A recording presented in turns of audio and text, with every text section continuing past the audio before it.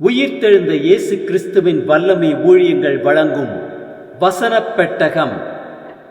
இயேசுவே கர்த்தர். இயேசுவையே தேவன் ஆண்டவரும் கிறிஸ்துவுமாக்கினார். இயேசுவே ராஜாதி ராஜா, கர்த்தாதி கர்த்தா.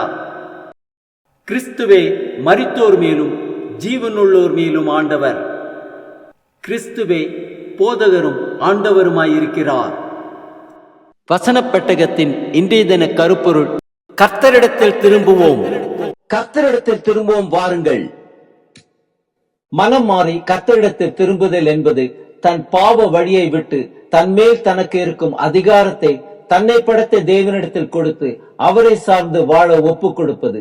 அப்படி நாம் ஒப்பு கொடுக்கும் போது தேவன் நமக்கு கொடுக்கும் வாக்குத்தத்தங்கள் என்ன?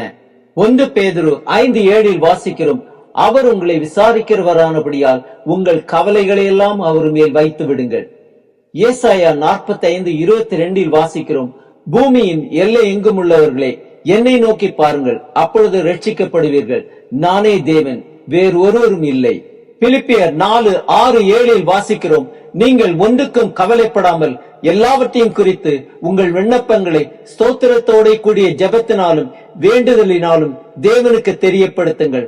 அப்பொழுது எல்லா புத்திக்கும் மேலான தேவ சமாதானம் உங்கள் இருதயங்களையும் உங்கள் சிந்தனைகளையும் கிறிஸ்து இயேசுக்குள்ளாக காத்துக்கொள்ளும். மத்தேயு 11:28 வாசிக்கிறோம்: வருத்தப்பட்டு பாரம் சுமக்கிறவர்களே, நீங்கள் எல்லாரும் என்னிடத்தில் வாருங்கள், நான் உங்களுக்கு இளைப்பாறுதல் தருவேன். நீதிமொழிகள் 3:5-6 வாசிக்கிறோம்: உன் சுய புத்தியின் மேல் சாயாமல் முழு இருதயத்தோடும் கர்த்தரில் நம்பிக்கையாயிருந்து உன் வழிகளில் எல்லாம் அவரை நினைத்துக்கொள், அப்பொழுது அவர் உன் பாதைகளை செவ்வைப்படுத்துவார். யோவேல் 2:13 வாசிக்கிறோம்: நீங்கள் உங்கள் வஸ்திரங்களை அல்ல, உங்கள் இருதயங்களை கிழித்து உங்கள் தேவனாகிய கர்த்தரிடத்தில் திரும்புங்கள்.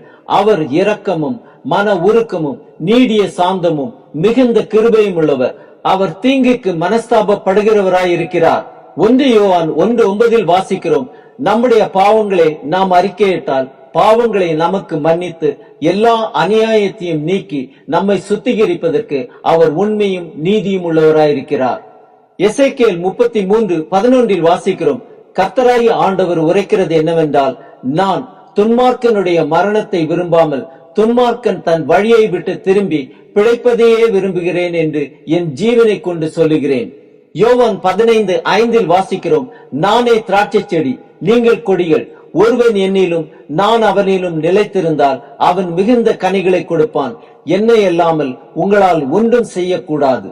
ரோமர் 5:8 வாசிக்கிறோம்: நாம் பாவிகளாய் இருக்கீர், கிறிஸ்து நமக்காக மரித்ததினாலே தேவன் நம்மேல் வைத்த தமது அன்பை விளங்க பண்ணுகிறார். யோவான் 10:10 வாசிக்கிறோம்: திருடன் திருடவும் கொல்லவும் அழிக்கவும் வருகிறானே என்று வேறொன்றுக்கும் வரான், நானோ அவைகளுக்கு ஜீவன் உண்டாயிருக்கும் அது பரிபூர்ணப்படவும் வந்தேன். வெளிப்படுத்தின விசேஷம் 3:20 வாசிக்கிறோம்: இதோ வாசற்படியிலே நின்று தட்டுகிறேன், ஒருவன் என் சத்தத்தை கேட்டு கதவை திறந்தால் அவனிடத்தில் நான் பிரவேசித்து அவனோட போஜனம் பண்ணுவேன், அவனும் என்னோட போஜனம் பண்ணுவான். ஆம், நாம் மனம் மாறி கர்த்தரிடத்தில் திரும்புவோம். அவர் தரும் எல்லா ஆசீர்வாதங்களையும் பெற்றுக் கொள்வோம்.